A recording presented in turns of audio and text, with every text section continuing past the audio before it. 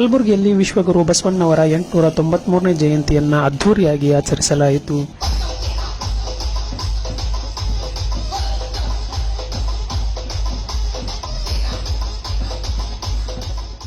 ಬಸವಣ್ಣವರ ಚಿತ್ರವುಳ್ಳ ಕೇಸರಿ ಧ್ವಜಗಳು ರಾರಾಜಿಸಿದವು. ಸಮಾನತೆಯ ಹರಿಕಾರನಿಗೆ ಜಯಘೋಷಗಳು ಮೊಳಗಿದವು.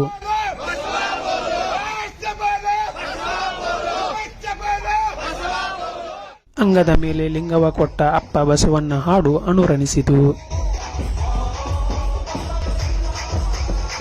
ಕಲಬುರಗಿಯ ಜಗದ್ಗುರುತ್ವದ ಬಸವಣ್ಣವರ ಪ್ರತಿಮೆ ಸ್ಥಳವು ಶ್ರದ್ಧಾಭಕ್ತಿಯ ಕೇಂದ್ರವಾಗಿ ಮಾರ್ಪಟ್ಟಿತ್ತು. ಸಚಿವರಾದಿಯಾಗಿ ಜನಪ್ರತಿನಿಧಿಗಳು, ಜಿಲ್ಲಾಡಳಿತದ ಅಧಿಕಾರಿಗಳು, ವಿವಿಧ ಸಮುದಾಯಗಳ ಮುಖಂಡರು ಬಸವ ಮೂರ್ತಿಗೆ ಪುಷ್ಪ ನಮನ ಸಲ್ಲಿಸಿದರು. ವಿಧಾನ ಪರಿಷತ್ ಸದಸ್ಯ ಬಿಜಿ ಪಾಟೀಲ್ ಅವರ ಕುಟುಂಬದಿಂದ ಜಗಜ್ಯೋತಿ ಬಸವಣ್ಣವರ ಮೂರ್ತಿಗೆ ಹೆಲಿಕಾಪ್ಟರ್ನಿಂದ ಪುಷ್ಪವೃಷ್ಟಿ ಗೈಯಲಾಯಿತು.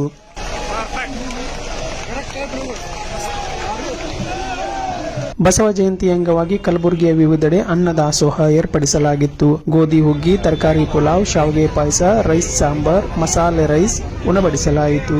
ಬಾಳೆಹಣ್ಣು, ಮಜ್ಜಿಗೆಯನ್ನು ವಿತರಿಸಲಾಯಿತು.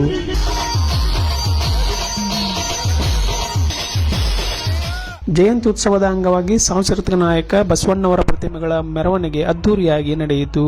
ವಿವಿಧ ಕಲಾ ತಂಡಗಳು ಬಸವಣ್ಣ ಹಾಗೂ ಕಾಯಕ ಶರಣರ ಭಾವಚಿತ್ರಗಳ ಭವ್ಯ ಮೆರವಣಿಗೆಯ ಕಳೆ ಹೆಚ್ಚಿಸಿದ್ದವು.